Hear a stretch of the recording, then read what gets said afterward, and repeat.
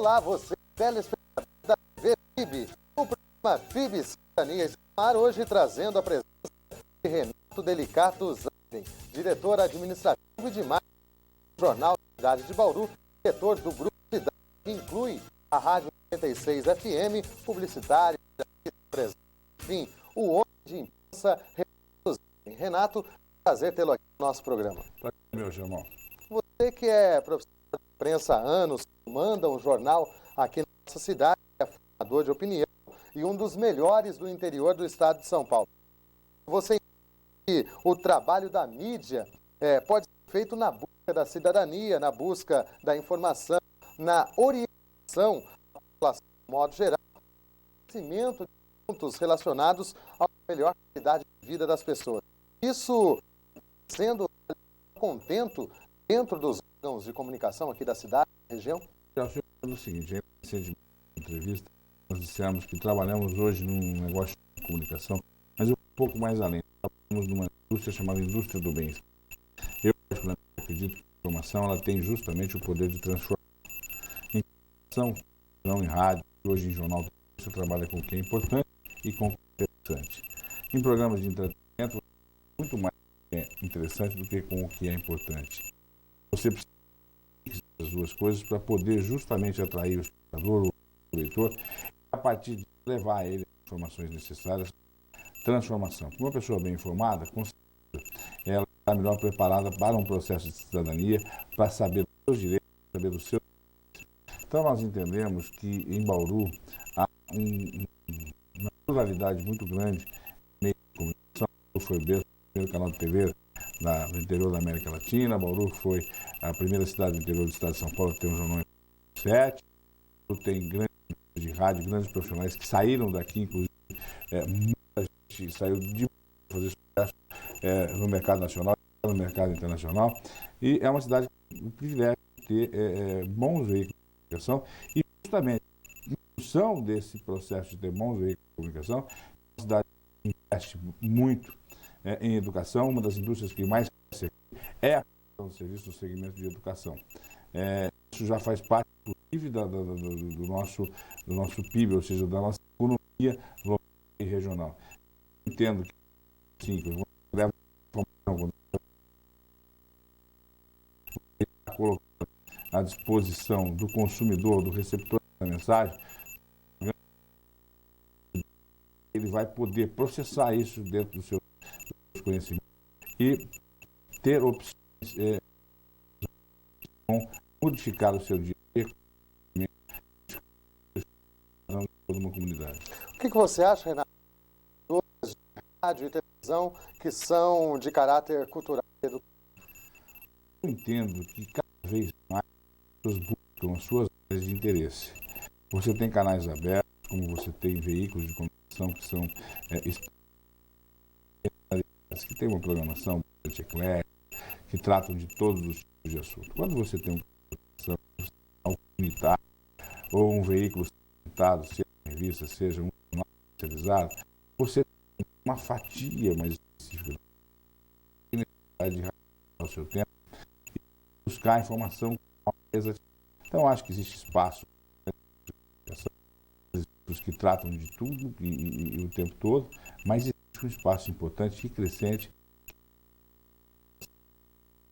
Nesse aspecto, eu acho que as TVs educativas, as rádios educativas, elas prestam para debate de assuntos que nem sempre tem na grande mídia. Recentemente, Renato, transmissor de 4 e você, através da Rádio Cidade FM, co-irmã, cordialmente cedeu um aparelho, um link, para que a emissora mantivesse aí as suas atividades, a sua programação.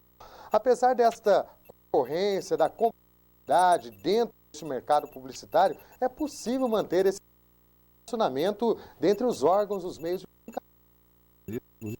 O inverso também aconteceu, nós tivemos aí na 96 FM, anos atrás, rádio 94, uma rádio co-irmã, que é a nossa concorrente, Bauru, um grupo sério, um grupo que faz trabalho. Também foi nossa parceira, nos colocou. Eu acho que esse trabalho de concorrência assim como o trabalho de apoio recíproco entre nós. Com certeza isso é muito saudável. Teve uma frase de efeito aí, um slogan, 6 FM, grandes frases de efeito, isso aí que você fica em casa pensando como Eu sempre fui da área de criação publicitária, eu sempre tive muito grande aí e nós estávamos no dia posterior ao incêndio, estávamos num rescaldo, profissionais de jornalismo, técnicos, enfim, estava todo mundo ali selecionado que sobrou de cada aquela fumaça toda. E eu li um livro da história rapidinha do Sushiro Honda, que foi o fundador da Honda no mundo inteiro. Você sabe que a Honda é uma das empresas de maior sucesso no mercado automobilístico mundial. E o Sushiro passou por 15 ou 20 procedimentos de coisas de incêndio, de terremoto, de guerra. E em todas as ocasiões ele sempre encontrava alguma coisa de positivo, alguma coisa de fortalecedor.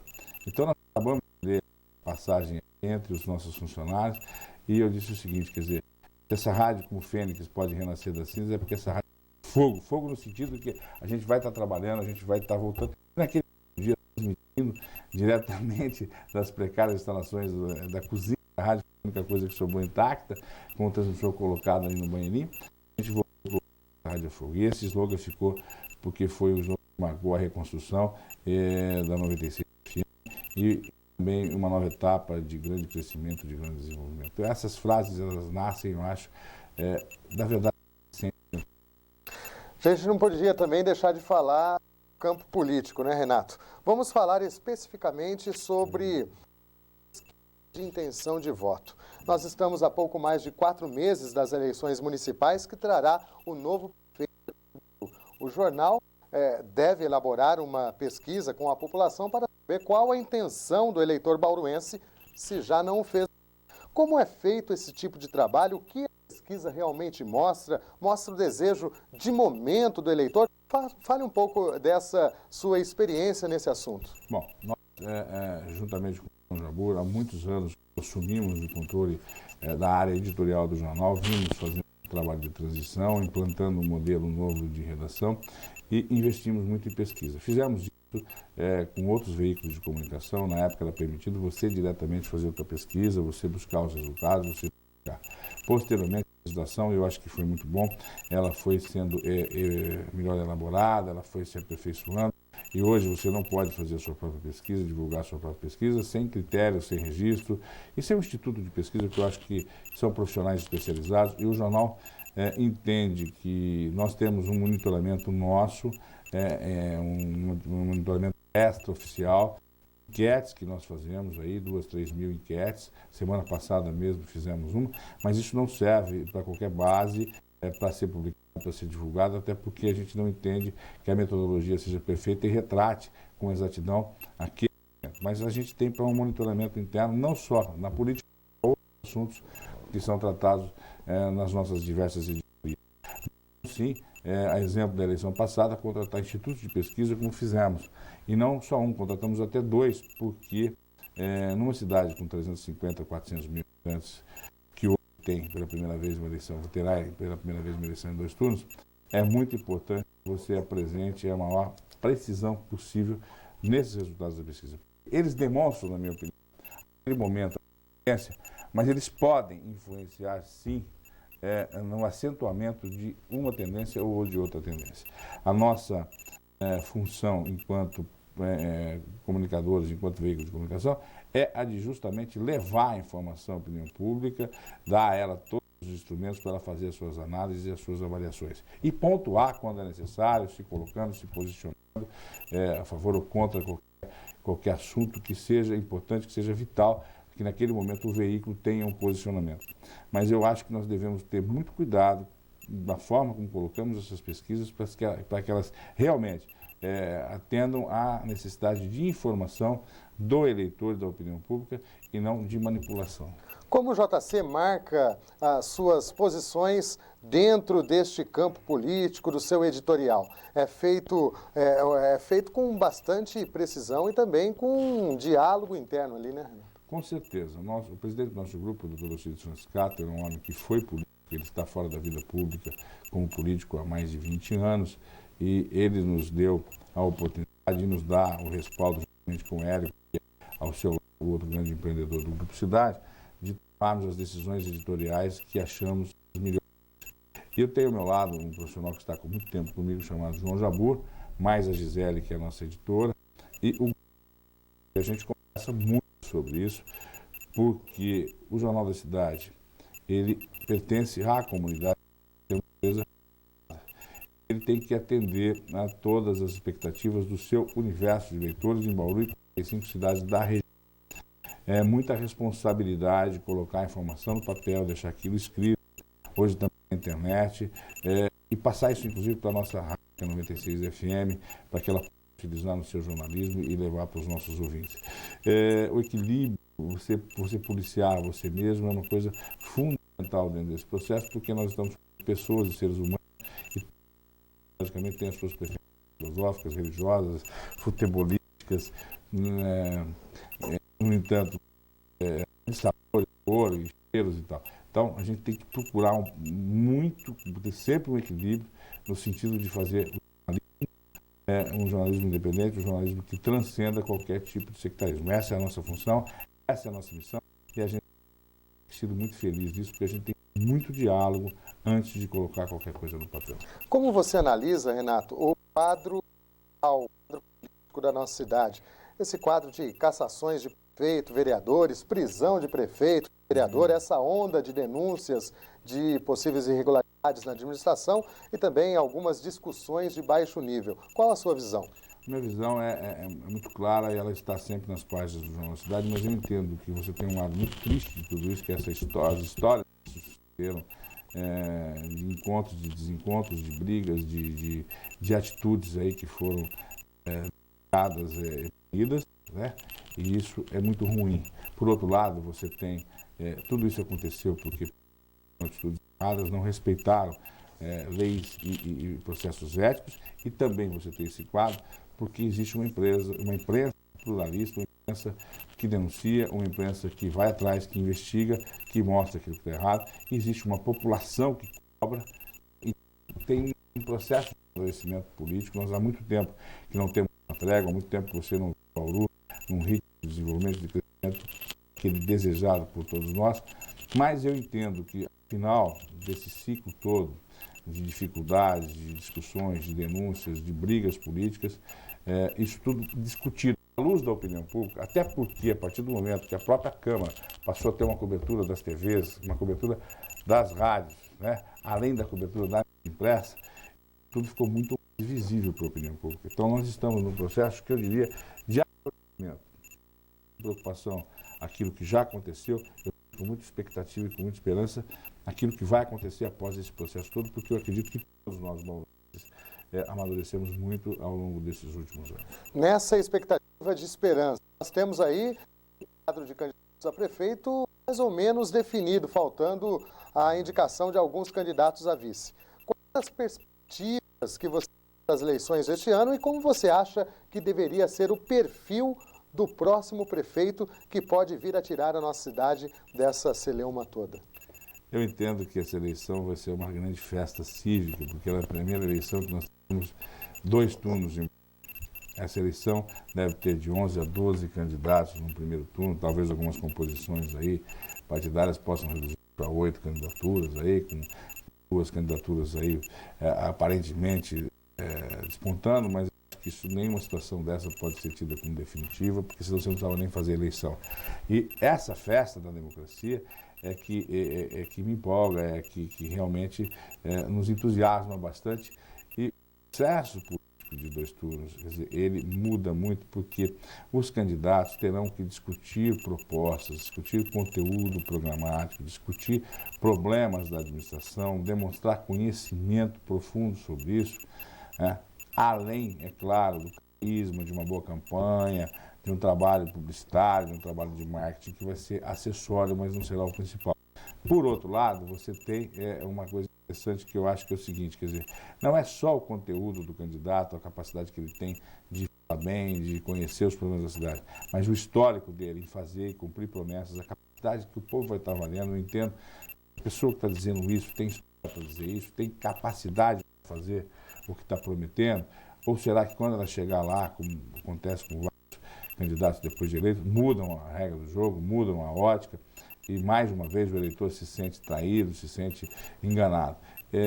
Até porque o processo político que nós vamos ver no município, ele passa necessariamente por uma leitura do processo político do Estado, do processo político federal, aonde o governo ainda não conseguiu dar o tom e dar o ritmo que os eleitores que votaram no presidente esperam dele. Então, eu entendo que essa questão trata um cenário local muito interessante, mas ela também espelha um cenário nacional. As eleições em cidades de segundo turno, a começar pela capital paulista, que ela vai ser ali disputa para presidente da República, praticamente passa necessariamente pela reeleição ou não da prefeita Marta Suplicy, pela eleição ou não do Serra, né? Eu acho que ela vai ser muito interessante. Por outro lado, no segundo turno, então eu acho que você vai ter aí, você vai ter os apoios, você vai ter os acordos que necessariamente terão que ser feitos à luz da opinião pública, não repito, com coerência, porque o povo vai estar falando, peraí, esse aqui estava na ponta de lá, está na ponta de lá. Unidos, o que vai acontecer? Qual a personalidade, qual a coerência? Diz que não se deve cobrar a coerência dos políticos. Eu acho que deve cobrar não só a coerência, deve se cobrar muito mais dos políticos. O Jornal da Cidade trouxe uma matéria na edição do domingo, dia 20 de maio. A manchete era "Falta de ética afasta jovem das urnas".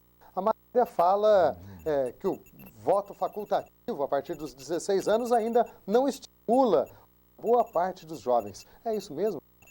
Entendo que políticos e os jovens antes uns dos outros, e é verdade, porque a linguagem dos políticos é uma linguagem que não é a linguagem do nosso dia a dia. A linguagem que eu digo não é o que falam, não. O comportamento do político, muitas vezes, não é um comportamento de proximidade das camadas da população, estratificadas por idade, por sexo, por condição social. Quer dizer, há uma distância muito grande entre o homem público e o público. Mas eu entendo que nós, veículos de comunicação, temos uma parcela muito séria para contribuir no processo, que é de estar levando essa informação para o público mais jovem, mas de uma maneira mais descontraída, de uma maneira mais alegre, mostrando a esse jovem que o processo político é saudável, que ele deve participar, que aquilo pode transformar a vida dele, que é daqui a 30 anos só, mas a partir de já, e que ele deve participar dos processos políticos. Nós, ainda que participamos em tempo de vida acadêmica, no dia acadêmica aqui na IT, de política estudantil, essa coisa toda, percebemos o quanto foi importante a nossa formação, o quanto foi importante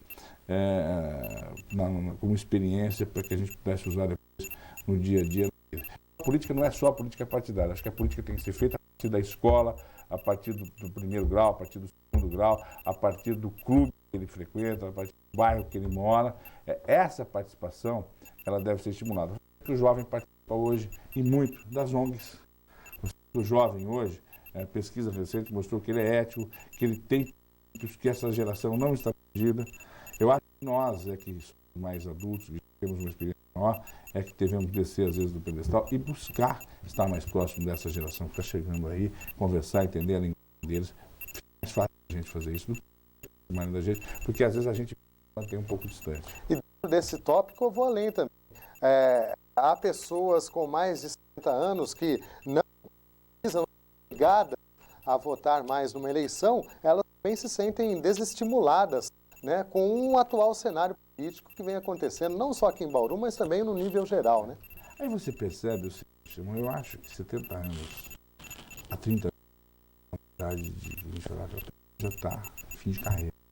Hoje você tem muita gente com saúde, muita gente com 70 anos, cheia de vigor físico, intelectual. E que faz questão de cumprir a sua obrigação. De comportamento, as diferenças de idade estão mudando. O país envelheceu, a população média do país hoje é mais adulta e a perspectiva de vida é muito maior. Eu acho que nós temos que ter um foco, isso cresceu muito, sinceridade, tempo 10, já está se desenvolvendo. Eu acho que a terceira idade ela vai ter uma ampliação, não vai demorar um pouco mais para chegar à terceira idade, isso até para quem já está ficando mais adulto, né, aumenta a perspectiva de juventude, mas é muito positivo na medida que a gente reconheça que o público que tem saúde, que hoje tem experiência, que tem vivência e que está, inclusive, se agregando em cidades aí, clubes, fazendo discussões, participando de atividade. Você pega aí o próprio SESC, que tem um trabalho fantástico nesse segmento. Você pega grupos de terceira idade, projeto Suavidade na Luz. Você pega, no caso de Bauru, né? Você tem excursões que são feitas, eventos, promoções, caminhadas, palestras, debates. É um público auto-iniciativo, participativo, que já faz a vida porque já deu a sua contribuição, já trabalhou, já produziu e hoje tem saúde e tem experiência. Esse pessoal tem que ser estimulado, sim, e está sendo estimulado a continuar participando do processo e de todos os processos da comunidade, no campo do poder, no campo da atividade produtiva, no campo, inclusive, da convivência alegre, convivência festiva, que é um direito que eu acho do ser humano, principalmente depois de tanta contribuição. Particularmente, Renato, você é contra ou a favor da diminuição do número de cadeiras, do número de vereadores na Câmara de Bauru? Eu, particularmente, eu acho que quanto maior for a representatividade dos diversos estratos da sociedade na Câmara, mais democrática e mais pluralista ela vai ser. Em uma primeira visão, quando vamos reduzir o número de vereadores, nós estamos pensando em reduzir o salário, reduzir os ganhos, reduzir as oportunidades políticas. Em tese, isso pode parecer muito bom, mas eu acho que o problema da política não está no salário do deputado, não está no salário do vereador, nem do assessor, nem nas despesas. Pelo contrário, se você é um empresário, você quer contratar para a sua empresa o melhor profissional, você pega uma empresa de recrutamento, você seleciona, você quer ver o currículo dessa pessoa, qual a formação acadêmica que ela tem, o que ela pode oferecer para dar para a sua empresa. Quando você vai a um médico, você procura saber se esse médico é bom, se ele se deu bem com outros pacientes, você se informa. Eu acho que a mesma coisa deveria ser com os políticos.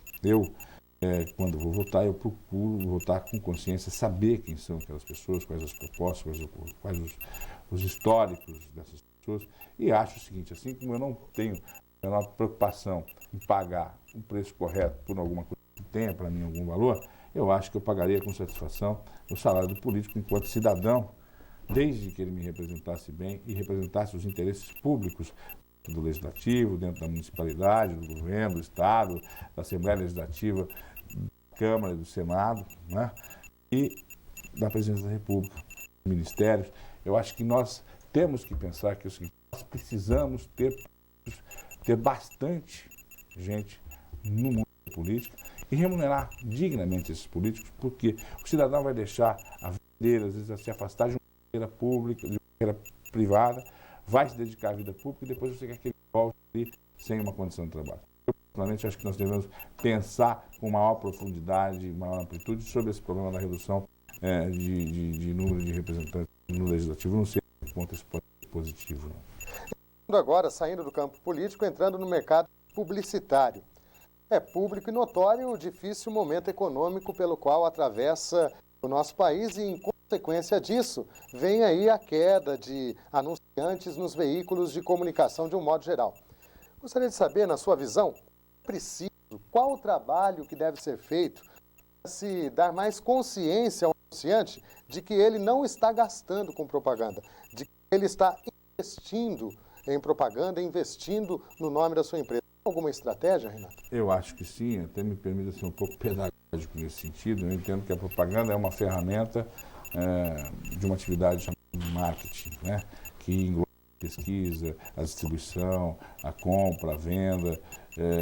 Então, o que acontece é o seguinte, hoje você vai para o mercado e você tem que ocupar um espaço na cabeça e no coração do seu consumidor, do seu cliente. Seja uma pequena loja de artigos especializados, por exemplo, em couro, seja uma grande empresa varejista, seja uma clínica especializada em algum tipo de tratamento estético.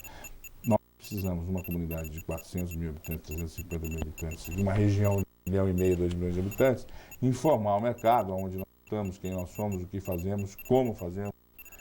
E não dá para viver sem comunicação, seja através do rádio, da televisão, do jornal, de uma direta, de outdoor.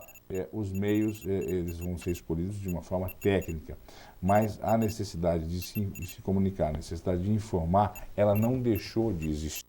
Então, muitas vezes, o empresário ele investe em uma série de setores dentro da sua empresa e ele acaba esquecendo que se ele não se comunicar, se ele não linkar com o seu consumidor, se ele não linkar com o seu cliente, o concorrente ele vai estar fazendo isso.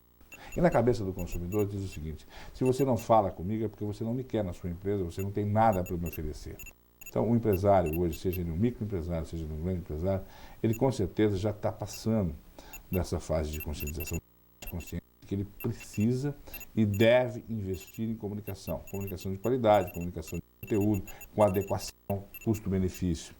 Nós entendemos que o processo de mercado, ele, por si só, depurativo, e ele vai levar aqueles que são mais competentes no mercado. E entendo que nós, profissionais de comunicação, devemos cada vez mais conhecer o universo dos nossos ouvintes, espectadores, leitores, e conhecer também quais as necessidades dos nossos clientes. Para junto com outros profissionais da área de propaganda, que são as agências, as produtoras, os estúdios, estamos criando condições mais competitivas, melhores, com maior retorno para quem anuncia. O mercado de publicidade, ele não está diminuindo, ele está passando por uma transformação, porque quando tudo vai muito fácil, está tranquilo. Quando as coisas ficam difíceis, você precisa ser mais especialista, precisa ser mais técnico, precisa ser mais profissional. Esse é um processo de amadurecimento permanente e eu entendo que é muito positivo e muito saudável. Vejo esse segundo semestre desse ano como da reafirmação dessa competitividade de mercado. É um segundo semestre que você vai passar agora por uma Olimpíada, que você vai passar aí por um processo de eleição, com boas perspectivas para o próximo ano. Então eu já vejo um aquecimento imediato nas atividades de comunicação da região. O Grupo Cidade está sempre inovando, né, Renato? Gostaria que você falasse de novos projetos, algumas novas realizações do grupo. Olha, tem realmente tido uma dinâmica de inovações. Nós temos investimentos em Araraquara, onde participamos societariamente de um jornal que hoje já é consagrado, o primeiro jornal naquela cidade e região, que é a Tribuna. Participamos societariamente de 2 jornais de São Carlos, que é o Jornal São Carlos News e o Jornal Classificados, ambos líderes de venda e circulação das bancas da cidade. Os 2 são semanários, devem ser em diário, como o Jornal de Araraquara já é diário há 8 anos. Temos hoje uma planta gráfica em Ribeirão Preto, onde rodamos jornais para terceiros, e já estamos num projeto de lançarmos o nosso próprio jornal, talvez por nossa própria conta, ou talvez em parceria com o grupo local. Isso vem sendo conversado. Nosso trabalho na sua sucursal nossa do escritório próprio em São Paulo, representando o jornal e os outros veículos do grupo, está contento. Hoje nós somos muito conhecidos e respeitados em todo o mercado anunciante nacional. Estamos fazendo também um trabalho muito sério na 96, que a partir do segundo semestre terá uma série de inovações, uma série de novidades na sua programação, e outros investimentos que são os produtos temáticos que serão lançados para o segundo semestre, os eventos, as promoções, como fizemos no ano passado, pela primeira vez da história de Bauru, a casinha do Papai Noel, a parada de Natal, bagunçando o coreto na praça. Esse ano a gente deve ampliar isso, porque isso manteve o consumidor local em Bauru e atraiu muita gente da região, criou um clima festivo na cidade, e com todos os custos bancados do grupo, pelos nossos patrocinadores, sem qualquer custo para o setor público. Isso foi um presente que nós demos para a nossa comunidade que também nos dá tantas coisas boas todos os dias. Bom, nós chegamos ao final de mais um FIB Cidadania. O nosso entrevistado de hoje foi Renato Zaiden, diretor do Grupo Cidade. Renato, obrigado pela presença e fica aqui já o convite para que apareça mais vezes no nosso programa. Eu é que agradeço a oportunidade de estar falando aqui com os espectadores da TV FIB e também a oportunidade de estar perto de um amigo de muito tempo e um jovem talento de grande sucesso no rádio e também na TV. Obrigado, Renato. E a você, telespectador da TV FIB, muito obrigado pela companhia e até o próximo programa. FIB Cidadania, a informação mais perto do cidadão.